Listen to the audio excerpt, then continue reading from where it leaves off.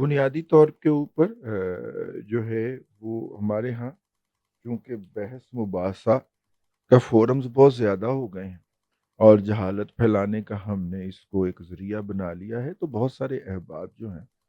اور بہت سارے لوگ جو ہیں وہ یہ کہتے ہیں کہ جناب جوش جذبات میں آ کے کہ جناب جو آج تک پاکستان نے قرضہ لیا ہے اس کا آڈٹ ہونا چاہیے، اور کئی جاہل قسم کے سیاسی لیڈر بھی یہ بات کہتے ہیں۔ دیکھیے بات یہ ہے کہ اگر آپ نے قرض لیا ہے تو اس کے عوض کچھ اثاثے بھی بنائے ہیں نا، تو ان اثاثوں کی ویلیوشن لگا لیں، وہ ان قرضوں سے کئی گنا زیادہ ہے۔ اگر صرف ہم اپنے نیوکلیئر ایرسنل کی بات کر لیں تو بس دائیں بائیں دیکھ لیں کہ دنیا نے کتنے پیسوں سے بنایا، ٹھیک ہے نا؟ تو پھر ہمارا 138 ارب روپے کا جو زر مبادلہ کا قرض ہے وہ تو آپ کو مونگ پھلی کا دانہ لگے گا نا، ٹھیک ہے نا؟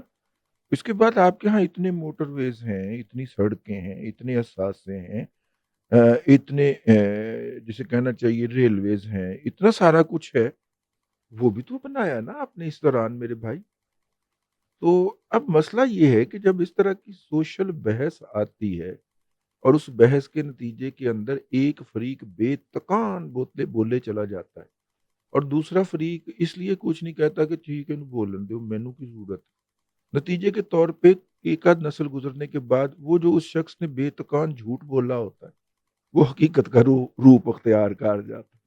ٹھیک ہے؟ ایک آدھ نسل ہی گزرنی ہوتی ہے، اس کے بعد وہ ریالٹی بن جاتی ہے اور ریالٹی بن کے اگلی نسلوں کے نصاب میں شامل ہو جاتی ہے، نتیجے کے طور پہ اگلی نسلوں کے رویے متعین کر جاتی ہے، وہ والا جھوٹ جو ہوتا ہے ہماری تاریخ میں، ہماری معاشی تاریخ میں، معاشرتی تاریخ میں، اور جسے کہنا چاہیے اچھا بعض صورتوں میں یہ میں یہ کہنا نہیں چاہ رہا بڑی تکلیف کے ساتھ مذہبی رنگ بھی اس کو مذہبی ٹچ بھی دے دیا جاتا ہے اور وہ مذہبی روایات کی شکل بھی اختیار کر جاتی ہے اگلی نسلوں کے لیے، نتیجے کے طور پہ جب اس طرح کے نعرے لگتے ہیں تو پھر ہمارا جو فیصلہ ساز ہوتا ہے، جو کہ جس کو ہم افسر کہہ سکتے ہیں، بیوروکریٹ کہہ سکتے ہیں، ٹھیک ہے، اسٹیبلشمنٹ کہہ سکتے ہیں، وہ فیصلہ سازی نہیں کرتا۔ وہ کہتا ہے کہ کل کو اگر کسی نے اس منصوبے کے اوپر، اس کام کے اوپر انگلی اٹھا دی تو اس انگلی اٹھانے کے نتیجے کے اندر